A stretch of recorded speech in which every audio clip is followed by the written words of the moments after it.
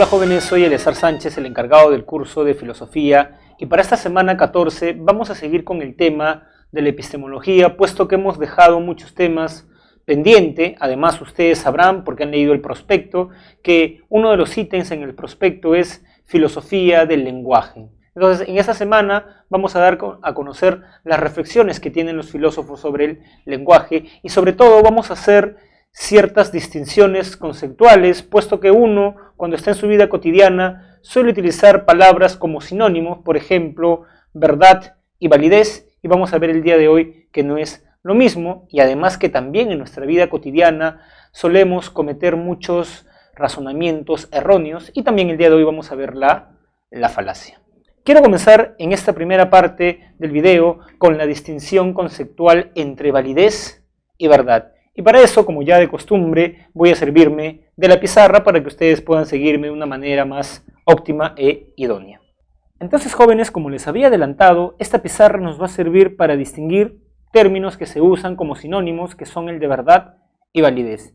Debemos tener en claro, jóvenes, que la verdad es una característica de la proposición. Ahora, ¿qué es una proposición? La definición que van a encontrar en todo manual es enunciado que puede ser verdadero o falso. O sea, hay enunciados que ustedes están en la capacidad de determinar su verdad o su falsedad. Lo que quiere decir que no todo enunciado es una proposición. Por ejemplo, cuando yo digo, te quiero hasta el infinito. Eso no es una proposición porque cumple otra función del lenguaje. Para Wittgenstein, recordemos, son tres las funciones del lenguaje esencialmente. La primera es la función representativa, referencial. Enunciados que informan sobre la realidad y por ende pueden ser verdaderos o falsos. Hay otra función del lenguaje que es la emotiva, que es la que he utilizado. Te quiero todo el infinito. Pero también hay una función apelativa, cuando el sujeto busca que el emisor, quien recibe el mensaje, tenga otra actitud. Cuando le digo a un joven en el aula, a ver joven, guarde el celular. No estoy informando sobre la realidad, sino que estoy dando un mandato. Para que un enunciado sea una proposición, debe informarnos sobre la realidad. Por ejemplo, cuando yo digo, Martín Vizcarra es el presidente del Perú. ¿No? Ahora, ojo, en el esquema dice que una proposición es un enunciado que puede ser verdadero o falso. No quiere decir que necesariamente es verdadero. Por ejemplo, cuando yo digo, Perú fue el campeón de la Copa América 2019 en Brasil. ¿Eso es una proposición? Sí, porque ustedes pueden determinar que es falsa.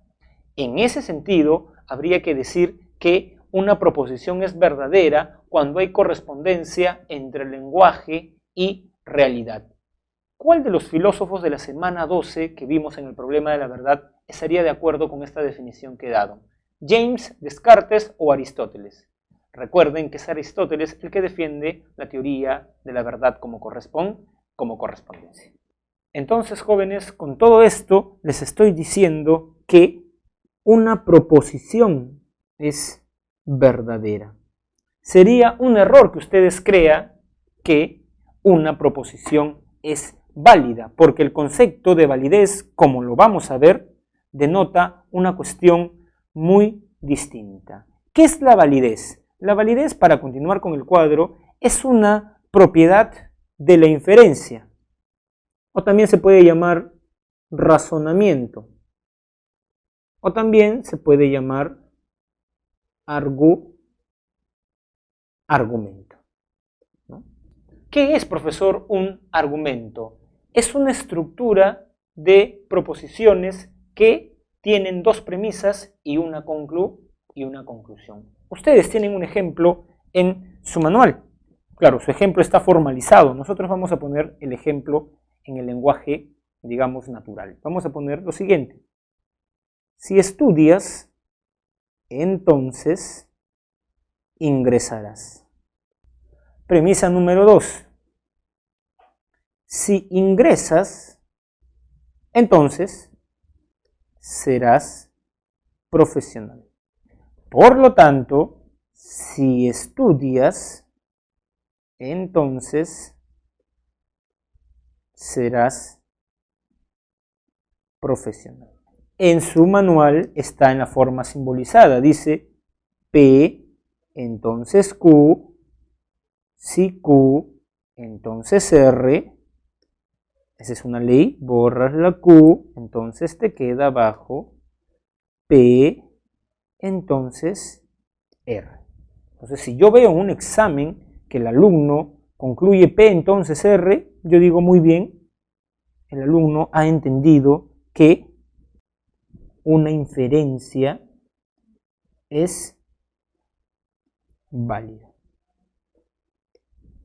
¿Qué significa ahora bien que una inferencia sea válida? Que la conclusión se siga de las premisas. Volvamos al ejemplo. La conclusión, si estudias, entonces serás profesional, ¿se sigue de las dos premisas? Sí, esta inferencia es válida. Me he detenido y he querido traducir lo que está en su separata a un cuadro, porque un error sería el siguiente, que les pongan en el tercer examen, marque verdadero o falso. Una inferencia es verdadera, falso. Una inferencia no es verdadera. Una inferencia es válida o inválida. ¿Cuándo es inválida? Cuando la conclusión no se sigue de las premisas. Marque verdadero o falso. Una proposición es válida, falso. Una proposición es verdadera o falsa.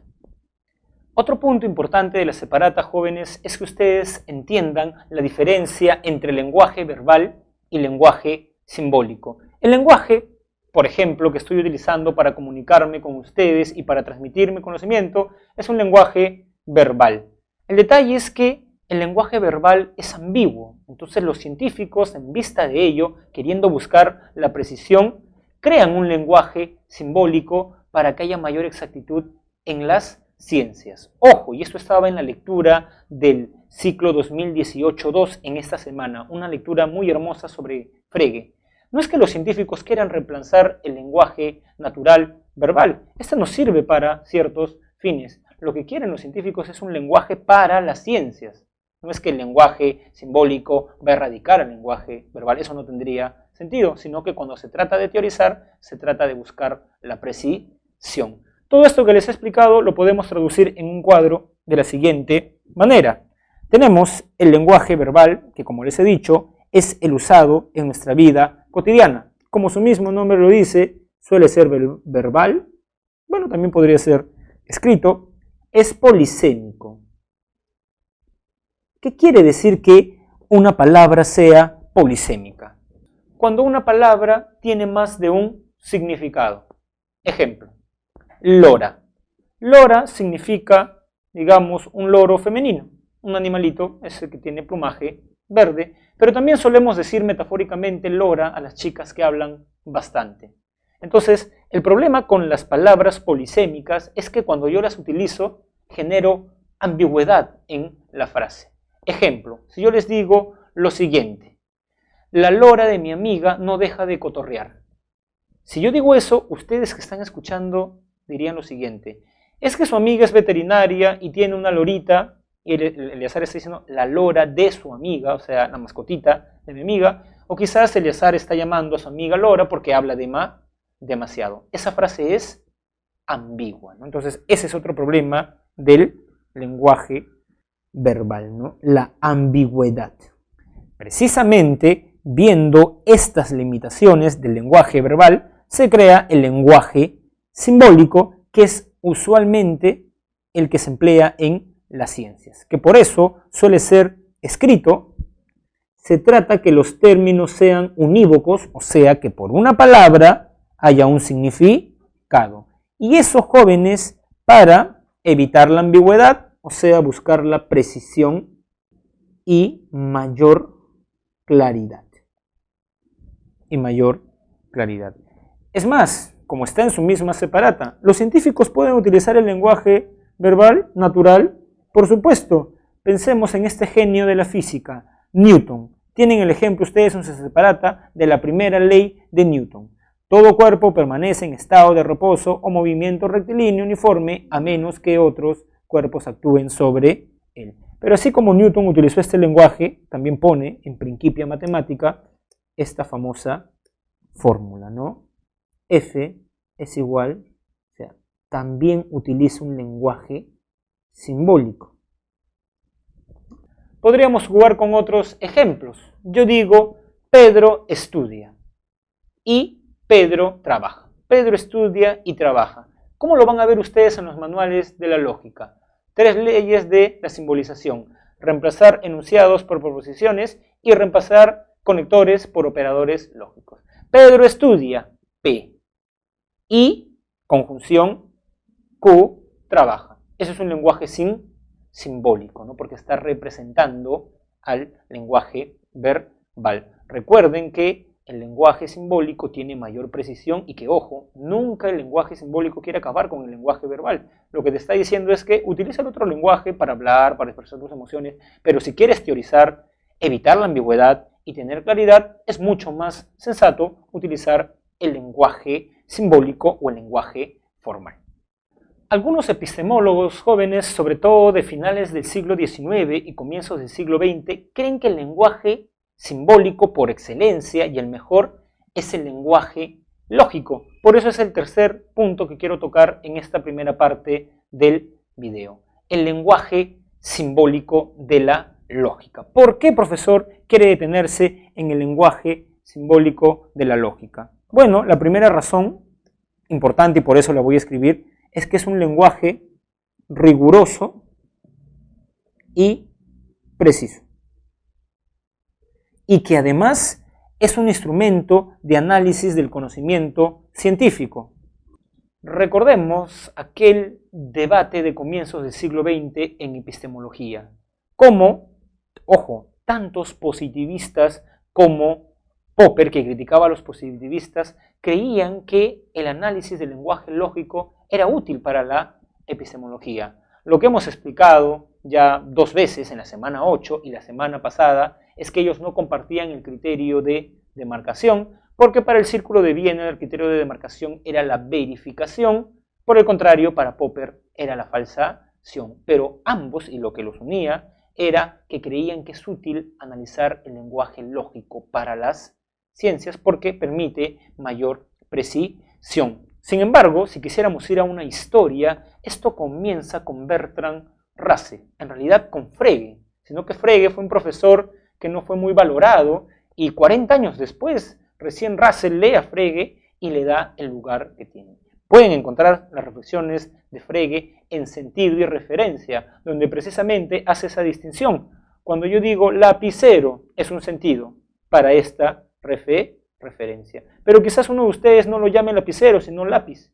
Tenemos 2 sentidos para una referencia. Además de distinguir Frege, sentido y referencia, también distingue entre lenguaje y metalenguaje. Metalenguaje es una reflexión sobre el lenguaje. Todos estos conceptos de Hegel los toma Russell. Es a través de Russell que llegan las reflexiones de Frege y Wittgenstein comienza a darse cuenta de lo importante del lenguaje en la filosofía. Por eso lo hemos visto desde la primera semana con la definición de Wittgenstein de la filosofía. ¿Qué es la filosofía para Wittgenstein?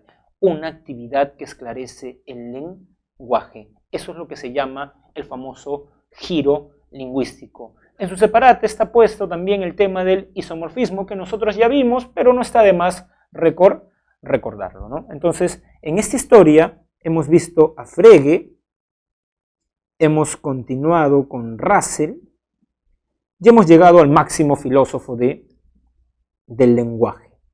Giro lingüístico, Ludwig Wittgenstein.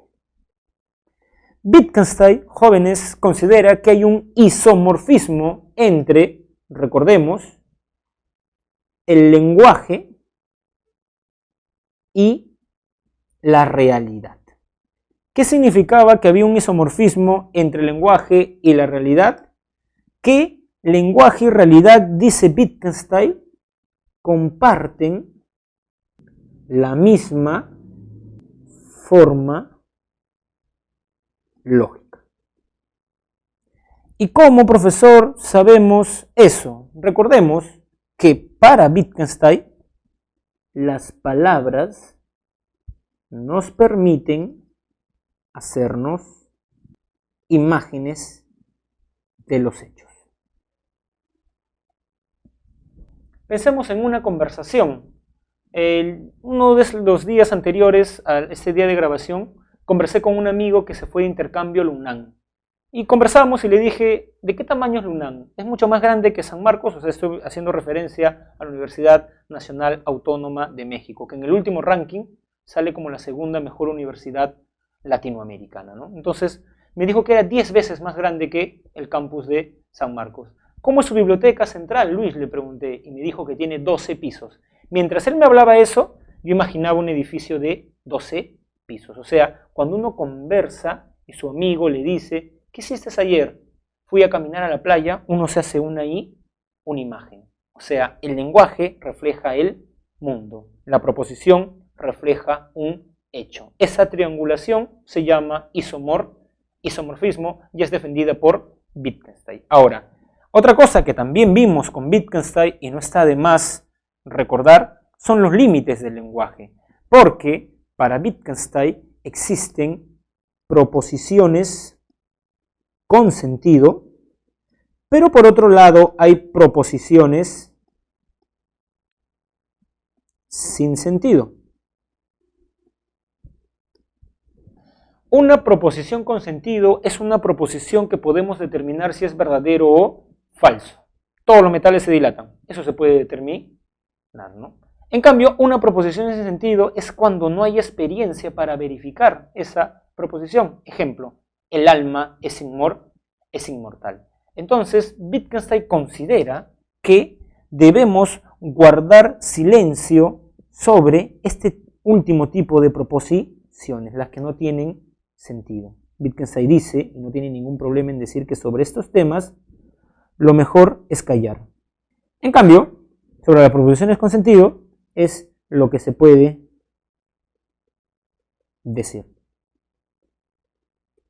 Bueno, Wittgenstein llama a esto ciencia y Wittgenstein llama a esto lo místico, religión y filosofía. ¿Cuál es la última línea del Tractatus Lógicos Filosóficos? De lo que no se puede hablar es mejor callar. No podemos hablar del sentido de la vida, no podemos hablar de Dios, lo más sensato es callar. Ahí están los límites del lenguaje. Quiero comenzar, jóvenes, esta segunda parte del video con una distinción bastante útil entre creencia y verdad. Porque las personas solemos utilizar el concepto de creencia. Por ejemplo, más de una vez me han preguntado en salones, profesor, ¿usted cree en Dios? Entonces ahí está la palabra creer. ¿Usted cree que Perú va a ganar la siguiente Copa América? ¿Usted cree? ¿No? Yo creo en Dios, dicen las personas, ¿no? ¿Será lo mismo tener creencias que tener verdades? Ese es un buen problema filosófico. Entonces, de nuevo, como estoy contraponiendo dos conceptos, veo pertinente y necesario hacer un cuadro en la pizarra. A ver, ¿qué es una creencia y cómo define una creencia su boletín? Son ideas que aceptamos acríticamente. O sea, que no las fundamentamos ni las comprobamos empíricamente. Por eso se suele decir que el criterio para defenderlas es emotivo. Creo que Perú va a ganar. ¿Por qué? No sé, siento una corazonada. Eso es algo emotivo, ¿no?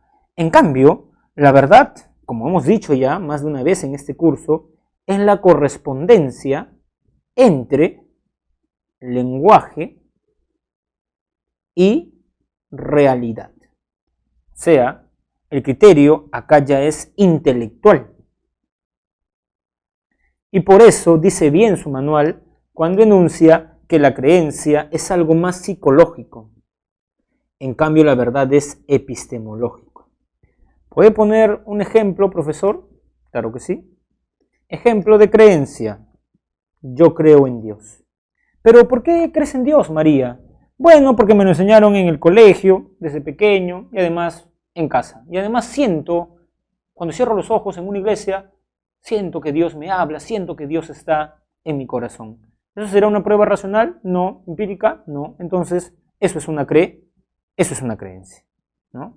En cambio, por ejemplo, si le preguntamos a Newton, ¿por qué usted defiende su primera ley?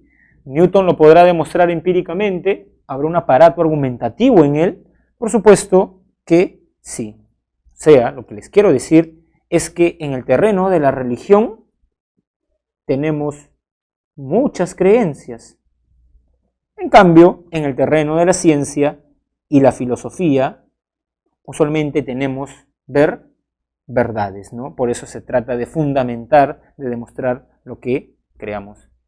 Y quizás esto nos lleve a una conclusión o una idea que nos pueda servir para la vida. Tengan cuidado cuando preguntan, yo creo en Dios, porque en sentido, cuando dice usted cree en Dios, o sea, preguntamos, uno puede creer en lo que le dé la gana. Yo puedo creer que los chanchos vuelan, o sea, uno puede creer, pero uno no puede pensar, en cambio, en cosas contradictorias. Me contó una profesora de la pre, que fue alumna de Salazar Bondi, que una de las grandes enseñanzas que aprendió de este gran filósofo peruano, profesor de San Marcos, fue precisamente que cuando él en clase, la metodología de enseñanza de filosofía en la universidad, son 4 horas por ciclo, 2 horas de teoría y 2 horas de práctica. Clase de Nietzsche, el profesor les deja el libro, El Anticristo de Nietzsche, y la siguiente semana ustedes tienen que venir leyendo y el profesor les pregunta. De ahí viene la nota de intervención y la nota de práctica. Entonces dicen que Salazar Bondi mandaba a leer ciertos textos de Nietzsche y de pronto le preguntaba a un alumno, ¿cuál es el argumento central por el cual Nietzsche critica el cristianismo? Y los alumnos, primer año de universidad, no eran muy cuidadosos con el lenguaje, decían, profesor, yo creo que, y Salazar Bondi los detenía y les decía, nunca digas yo creo, porque cuando dices yo creo, lo que viene puede ser contradictorio. Tú puedes creer que hay un círculo cuadrado, en realidad, que los chanchos vuelan, puedes creer cosas contradictorias. En cambio, si tú dices yo pienso, tienes que tener más cuidado con lo que viene, porque tú no puedes pensar algo contradictorio. Por ejemplo, tú no me puedes decir yo pienso que existe un círculo cuadrado, porque eso viola la ley de la contradicción, ¿no? Ese principio lógico, ¿no? Entonces, el pensamiento tiene que ver más con la verdad. La creencia es algo, ¿no? A veces creemos cosas bastante absurdas, ¿no? No estoy hablando del tema de la religión, espero que nadie se ofenda, pero en el fútbol, o creemos lo que dice Yossi Díaz Canseco, ¿no? Que este año, no sé, he leído en mi horóscopo, profesor, que voy a encontrar el amor de mi vida. Y yo creo en Yossi Díaz Canseco, así que voy a esperar hasta el 31 de diciembre de este año, ¿no? O sea, esos son simplemente creencias. Y la ciencia busca la verdad. Y así llegamos, jóvenes, a un tema bastante importante dentro de la epistemología, que es el tema de las falacias. Falacia, etimológicamente, viene del latín falacia, doble L, que significa engaño. De ahí viene también la palabra falaz. Eres falaz, me quieres engañar. Y no es en vano que falacia se emparente con la etimología de engaño, porque en realidad una falacia es un argumento que nos quiere engañar, que de buenas a primera nos puede sorprender, pero que si uno se detiene a examinarlo, se va a dar cuenta de que tiene la apariencia de verdadero. Por eso nos engaña. Si fuera falso, evidentemente, nadie caería, pero tiene la apariencia de ser verdadero, pero si tú lo analizas fríamente, te das cuenta que es un argumento incorrecto. Es muy importante que ustedes aprendan las falacias, porque ¿qué es lo que hace uno como profesional? Discute sus ideas. Entonces, hay personas que cuando discuten sus ideas, por ejemplo en un juicio, los abogados a veces cometen ciertas falacias. Cuando queremos conversar con alguien sobre un tema, podemos detectar muchas falacias. Por eso a mí me sorprende mucho que lógica también es un curso que se enseña bastante en las universidades. Y acá en el Perú, quienes enseñan lógica son los filósofos. No siempre pasa eso. Por ejemplo, en Argentina, en la UBA, que es la primera universidad en el último ranking latinoamericano, hay carreras diferentes. Una carrera es filosofía y otra es lógicas. Acá en el Perú no ocurre eso, por eso quienes enseñan lógica en la universidad usualmente son filósofos, aunque también algunos matemáticos conocen muy bien la lógica, ¿no? Entonces, tenemos que aprender este tema de las falacias para que no nos tomen el pelo, podríamos decir, en la vida cotidiana, en la agenda política, cuando un político promete cosas, vamos a encontrar muchas falacias. Ahora, las falacias se dividen, bueno, antes de poner la división clásica de las falacias, vamos a poner la definición que yo les he dado. Son razonamientos engañosos que tienen la apariencia de ser correctos. Parecen argumentos válidos, pero no lo son. En su manual les han puesto dos tipos de falacia. Las falacias de atigencia y las falacias de ambigüedad. Comencemos con las de atigencia. Una falacia es de atigencia cuando en la argumentación no hay conexión lógica, aunque sí psicológica. Pongamos, ¿no? Acá. No existe conexión lógica, aunque sí psicológica. Y obviamente existen muchas más falacias, pero desarrollemos las que están en su boletín. La falacia ad baculum, que es la falacia, como dice su boletín, se apela a la fuerza. O sea, hay personas que cuando discuten con otros puntos de vista que son distintos, amenazan sutilmente a las otras. Claro, esta amenaza puede ser una amenaza burda, como cállate o te voy a dar, no sé, un balazo, te voy a pegar, algo así, pero también puede ser una amenaza un poco más sutil, no necesariamente una amenaza directa a la fuerza bruta. Por ejemplo, pensemos que está conversando un hijo que está a favor de la ley de la unión civil, está a favor de los derechos de la comunidad LGTB. Pero sucede que su padre es un cristiano ortodoxo y su padre piensa que no hay que ceder frente a esas personas que Dios no los quiere. Entonces, de pronto, siguen conversando, la discusión se acalora y el padre le dice al hijo, te callas porque si no te vas de la casa.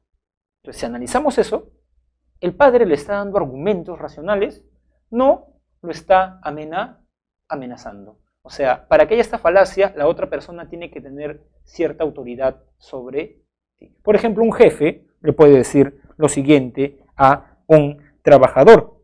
Si no haces horas extras, no te renovamos contrato.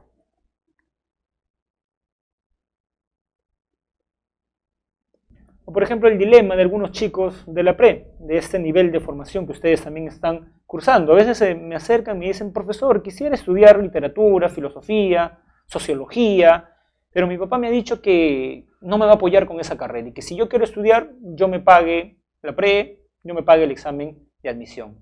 Ese padre no le está dando argumentos por los cuales él cree que no debe estudiar, sino lo está amenazando, ¿no? Muy bien. Tenemos otro tipo de falacia como el argumento ad hominem.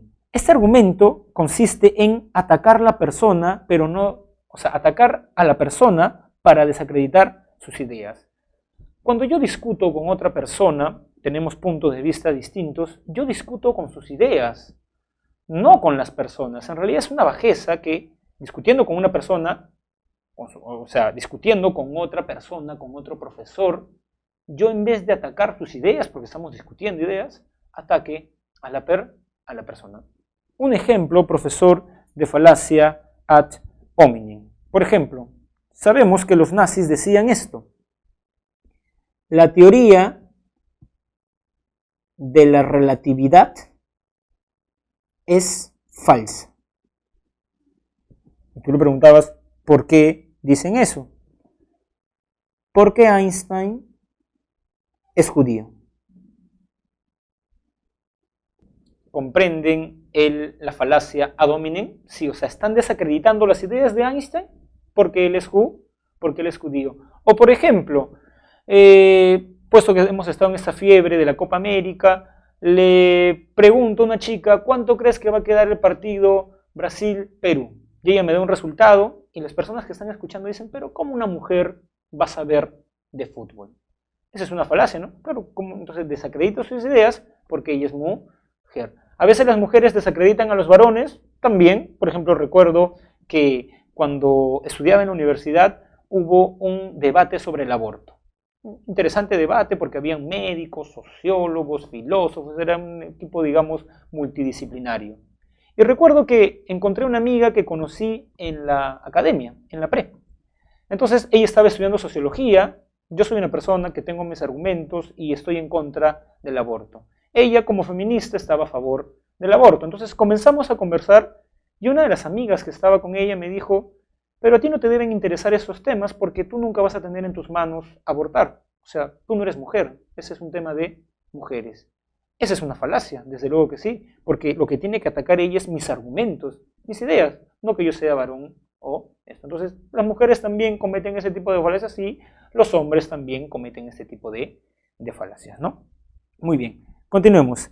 Argumento ad ignorantium. El argumento o en el argumento ad ignorantium se afirma la verdad de una proposición porque no se ha demostrado su falsedad. Por ejemplo, la Atlántida existe porque nadie ha demostrado que no existe. O sea, ven el argumento, o sea, esta falacia es muy sutil porque como hay ciertas cosas sobre las cuales no podemos demostrarlas porque no hay experiencia, tú concluyes en realidad lo que te dé la gana.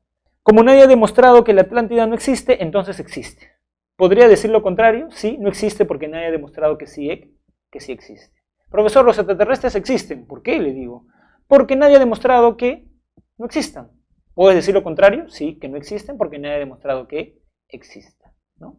Hay muchos más ejemplos de esta falacia. Por ejemplo, en un juicio, una persona le dice al abogado, usted no puede demostrar que cometí el delito, por lo tanto, no lo cometí. Esa es la falacia también ad ignorantium. Falacia argumento ad misericordiam. Se apela a la compasión o a la piedad. O como se dice coloquialmente, ¿no? Te quiere trabajar al sentimiento. ¿Alguna vez he escuchado esta frase, ¿no? Un ejemplo futbolístico, ¿no? Expulsan a un jugador y el jugador le dice lo siguiente al árbitro. Señor árbitro, no me expulse, pues mi equipo va perdiendo.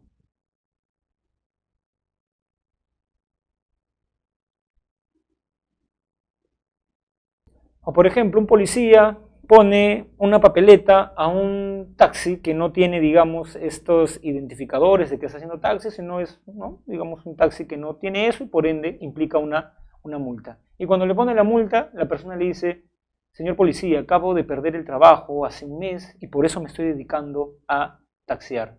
Entonces, obviamente a un policía conmueve eso. O a un juez, por ejemplo, que condena a 20 años a un marca que ha matado muchas personas. Y su abogado le dice, pero este marca es padre y madre para sus 6 hijos.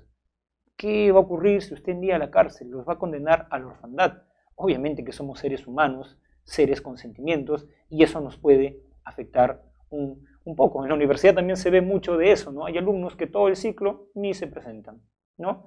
Llega la última semana de exámenes finales y llegan y dicen, profesor, no me puede jalar porque este es mi último curso, me va a hacer retrasar un año, que mi papá estuvo enfermo, que esto, que el otro, ¿no? Entonces, como que no, te quieren hacer conmover un poco, ¿no? Juliana Llosa, la abogada de Keiko, utilizó este argumento, ¿no? Si condenan a mi patrocinada, dijo Keiko Sofía Fujimori, van a condenar a sus hijos a pasar una Navidad sin su madre.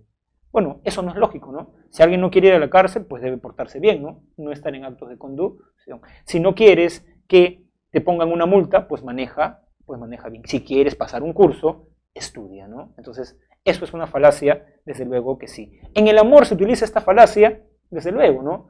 Cuando una persona le dice a otra, si me dejas, voy a morir de pena, o me voy a matar, ¿no? Entonces, lo está, digamos, trabajando al sentimiento. Esto desde luego que sí es una falacia, ¿no? Muy bien, argumento, continuemos con las falacias. Falacia argumento ad populum. Se apela a la opinión de la mayoría. Ejemplo, estoy en la cola del cine y digo lo siguiente. Asumare debe ser, Asumare 3 debe ser una película estupenda, porque hay una cola enorme en su sala. Otro ejemplo de esta falacia. Dios existe. Millones de personas en el mundo que creen en Él no pueden estar equivocados. O sea, la opinión de la mayoría es la opinión correcta, ¿no? Eso también es una falacia, porque lo hemos visto desde Platón en la alegoría de la caverna. ¿La mayoría necesariamente tiene la verdad? No. O sea, aquel que dice la voz del pueblo es la voz de Dios, está cometiendo esta falacia. Vean los programas que más ven los televidentes peruanos. ¿Son buenos programas? Esto es guerra. Es uno de los programas más vistos. ¿Será mejor que el programa La función de la palabra en el canal 7 de Marco Aurelio de Negri, que no llega ni siquiera al 1% de rating? No, ¿no? Entonces, creer que la opinión de la mayoría, bueno, como el 72% de la población peruana está en contra de la ley de unión civil, es una mala ley. Eso no se deduce. Eso es una falacia, ¿no? Luego tenemos la falacia ad verecundiam, que supone recurrir a una autoridad.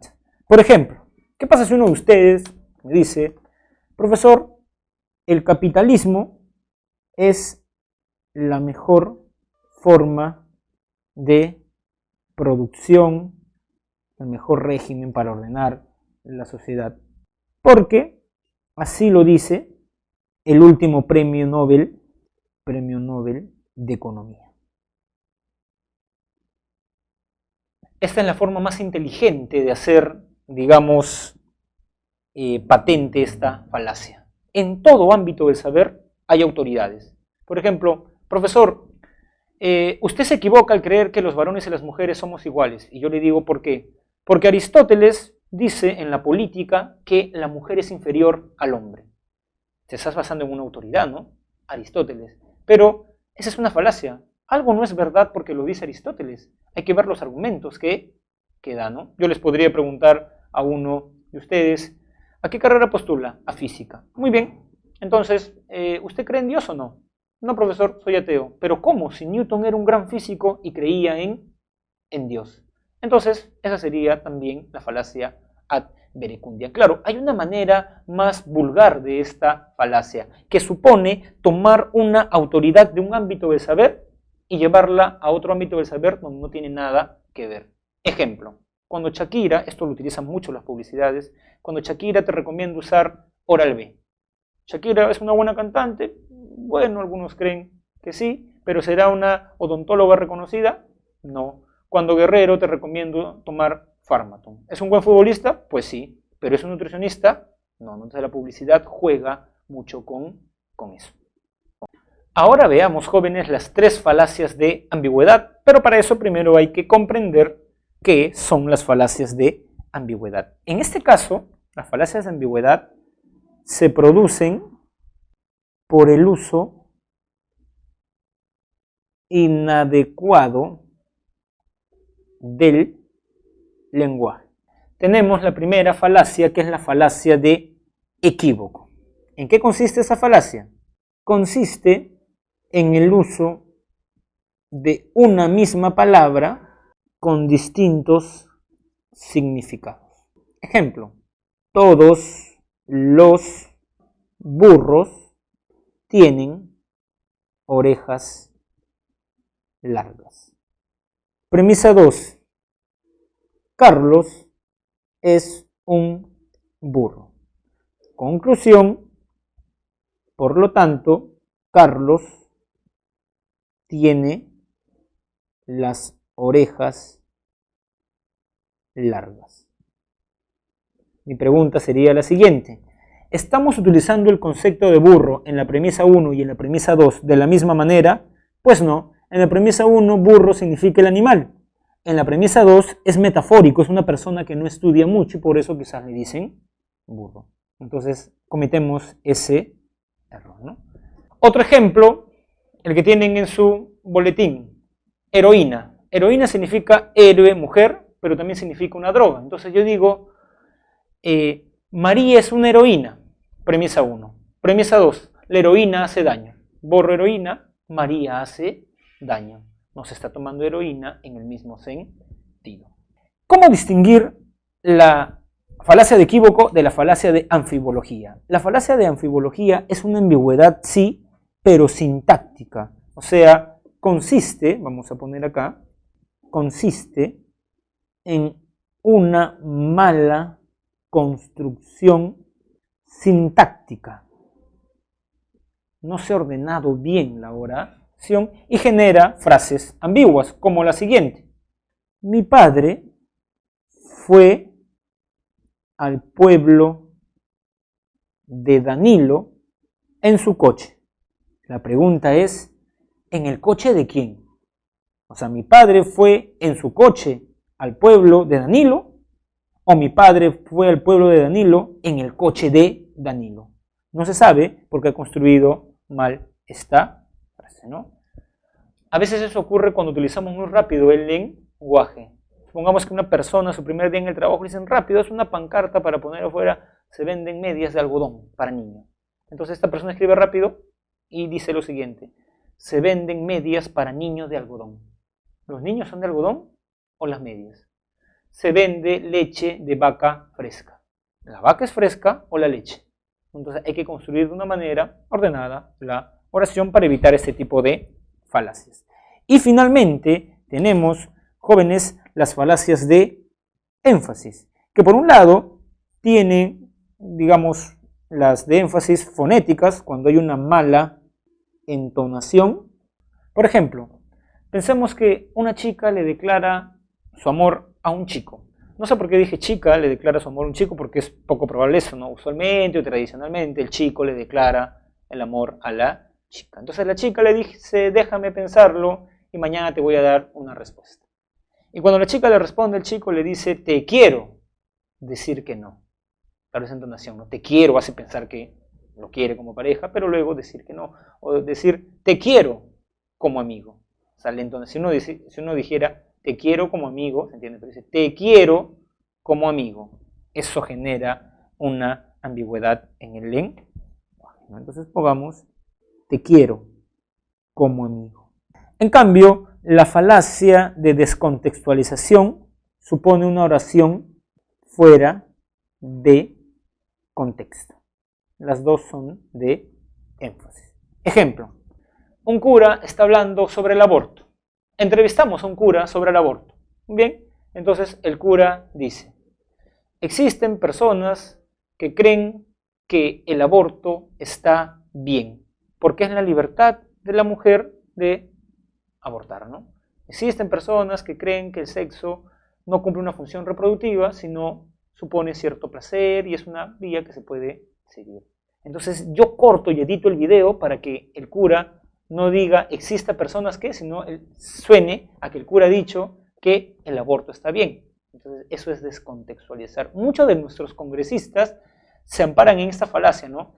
Han descontextualizado mi frase, dicen, ¿no? Es que eso se puede hacer, ¿no? Si tú en una entrevista, sea redactada o sea escuchada, editas el video, puedes hacer que la persona diga cosas que no defiende. Quizás las está criticando, pero digamos, tú cortas lo anterior y suena que más bien está defendiendo. Ambas son falacias de énfasis. Y ahora sí, jóvenes, para terminar, veamos el tema de las paradojas. Las paradojas son afirmaciones que se contradicen a sí mismas. ¿Qué quiere decir eso? Que si se asume su verdad, se concluye su falsedad. Y si se asume su falsedad, se concluye su verdad. Ejemplo, la paradoja del mentiroso, ¿no? Por ejemplo, Pedro es limeño. Tenemos una persona que se llama Pedro y es limeño. Y él mismo dice lo siguiente: todos los limeños mienten. Entonces, la pregunta es, si él dice la verdad, o sea, todos los limeños mienten y Pedro es limeño, entonces Pedro está mintiendo. Y si Pedro está diciendo algo falso, o sea, no todos los limeños mienten, entonces Pedro está diciendo la verdad. Está diciendo la verdad. Entonces, esa es una paradoja. ¿Por qué? Porque si asumimos que esta frase es verdadera, concluimos que está mintiendo. Y si asumimos que es falsa, concluimos que está diciendo la verdad. Quizás algo con lo cual nos hemos topado más de cerca en nuestra vida es, no con paradojas, pero quizás sí con situaciones paradójicas, como la siguiente. Estás caminando por las calles de Lima y ves en una pared escrita: prohibido pintar. Si dice ahí prohibido pintar, ¿por qué han pintado eso? ¿No? Entonces, si sigues eso, no habría que pintar eso. Pero si no pintas eso, la gente va a pintar. ¿Qué pongo entonces? Esa, por ejemplo, es una situación también paradójica. Teniendo ahora sí, jóvenes, en claro los conceptos que se vierten en esta semana, podemos enfrentarnos a las preguntas. Muy bien, jóvenes, ahora sí vamos a dedicarnos a resolver las preguntas. Les quiero decir igual, porque ustedes tienen la lectura complementaria, aunque lamentablemente nos es difícil leerla conjuntamente, van a ver que la clave es la alternativa A. Evitar las impresiones semánticas y sintácticas del lenguaje natural. Ahora sí, dirijámonos a la pregunta número 1. Dice lo siguiente. En el Perú existen miles de establecimientos que se dedican a la venta de artículos piratas. ¿Eso es verdad? Tales como discos musicales, programas computacionales, películas y ropa. Si usted está pensando en adquirir mercadería pirata para empezar un negocio, recuerde que Indecopi y las leyes peruanas podrían sancionarlo, pues estaría cometiendo un delito contra la propiedad intelectual. ¿Qué tipo de falacias está cometiendo? Miren, no se está diciendo por qué no debemos iniciar un negocio con mercadería pirata. No está diciendo que está mal, que esa persona se esforzó mucho, esto, sino está diciendo, si compras eso, Indecopi te va a multar, te están amenazando. Entonces, esa es la famosa falacia ad vacuum. 2. La práctica de la homeopatía como medicina alternativa asegura la cura de las enfermedades crónicas mediante el uso de la misma sustancia que causa sus síntomas, pero diluida en agua. Según los defensores de este tratamiento, la homeopatía es una terapia eficaz porque no hay trabajos científicos publicados que hayan demostrado que no funcione. O sea, es verdad porque nadie ha demostrado que no funcione. Eso nos está diciendo, ¿no? Bueno, alguien podría decir, la homeopatía es falsa porque nadie ha demostrado que sí funcione. Se está sirviendo de la ignorancia que hay sobre el tema. La alternativa correcta, por ende, es la B. 3. Los argumentos válidos o correctos son aquellos en los que, miren, argumentos válidos, pueden identificarse una correspondencia exacta entre lenguaje y realidad. Ya les he dicho que los argumentos, los razonamientos y las inferencias no son verdaderas o falsas, son válidas. Y esta es la definición de verdad, así que no puede ser la B. Subyace una estructura semántica o significativa de carácter verdadero, o sea, un argumento es verdadero, no un argumento es válido. C. Los hechos se encuentran expresados tal y como son en la realidad, esto es verdad. D. ¿Se expresan los principios, leyes, hipótesis de las ciencias naturales? No. E. La conclusión existente se deriva de manera necesaria de las premisas, exacto. Eso es la validez y por ende la alternativa es la clave E. Entre los distintos tipos de lenguaje, aquel que tiene una naturaleza, le resulta particularmente útil a la ciencia. A ver, el semántico, el verificable, simbólico, el verbal, ya. Bueno, el verbal sabemos que el lenguaje es empírico, eso no tiene ni pies ni cabeza, no puede ser la C. Semántico, relativamente, pero por lo que hemos visto hay lenguaje verbal y simbólico. ¿Cuál de estos dos es útil a la ciencia? Porque poseen un carácter matemático preciso, evita ambigüedad. Muy bien, el simbólico, por ende la clave es la alternativa B. Pregunta número 5. Para el neopositivismo, toda hipótesis para que sea válida debe ser verificable mediante la observación empírica. En cambio, Popper rechaza el verificacionismo como criterio de demarcación y propone el criterio de falsación, que las hipótesis deben ser comprobadas, deben ser contrastadas en realidad para Popper, que las proposiciones deben tener sentido, eso es Wittgenstein, que las teorías deben ser falseables. En efecto, para Popper, si una ley científica no admite la capacidad de refutarse, entonces esa no es ciencia, ¿no? El criterio de falsación. Por eso es la C. La D, las hipótesis no falseables son verdaderas, eso no es verdadero para Popper. La ciencia es una acumulación de verdades. La ciencia no son enunciados verdaderos, son enunciados hipotéticos, son verdad hasta que no se refuten. Así que la clave es la C. 6. Determine la verdad o falsedad de los siguientes enunciados.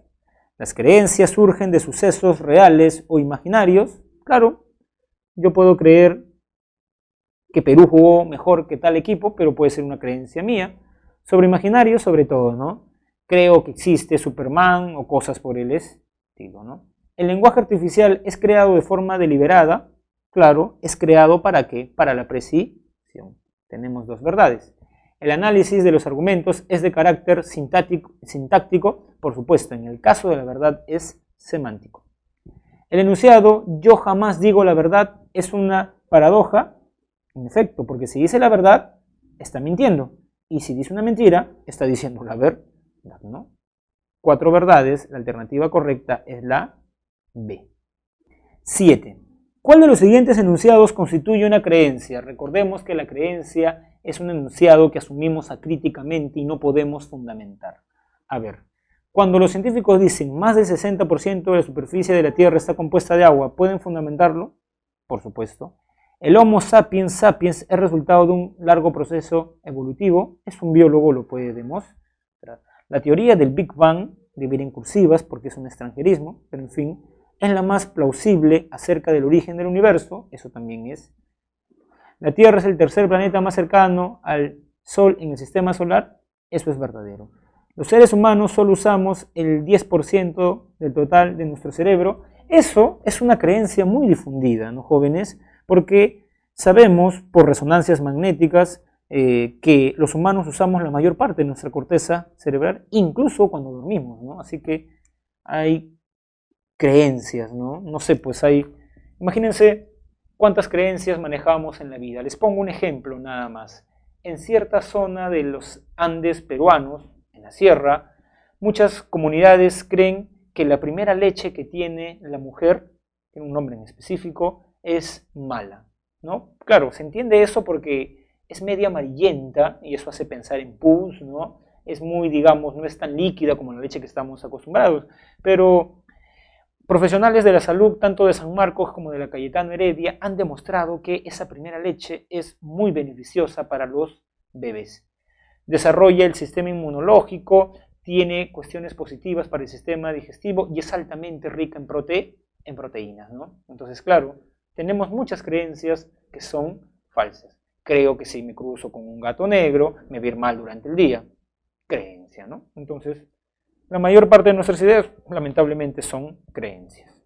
Y finalmente, la pregunta número 8 dice lo siguiente. Sobre los límites del lenguaje se puede establecer que para Wittgenstein el lenguaje es un instrumento de análisis del conocimiento científico. Esto es sobre todo para Popper, así como está enunciado. La función del lenguaje consiste en describir los hechos del mundo, para Wittgenstein sí, ¿no? La función informativa. Y de lo que no se puede hablar es mejor callar. ¿Por qué no la sé, profesor? El lenguaje es una figura o representación de nuestra imaginación del mundo para Wittgenstein. No puede ser. El lenguaje tiene muchas funciones, además de describir la realidad. Eso es verdadero, pero para el segundo Wittgenstein, el de las investigaciones filosóficas. Pero para el primer Wittgenstein eso es falso. La única función del lenguaje es representar la realidad. ¿El uso del lenguaje en nuestra vida cotidiana le da sentido al mundo? No, lo refleja. Muy bien, jóvenes, entonces les he dado ciertas distinciones conceptuales propias de todo curso. En todo curso se hace lo que hemos hecho en esta clase.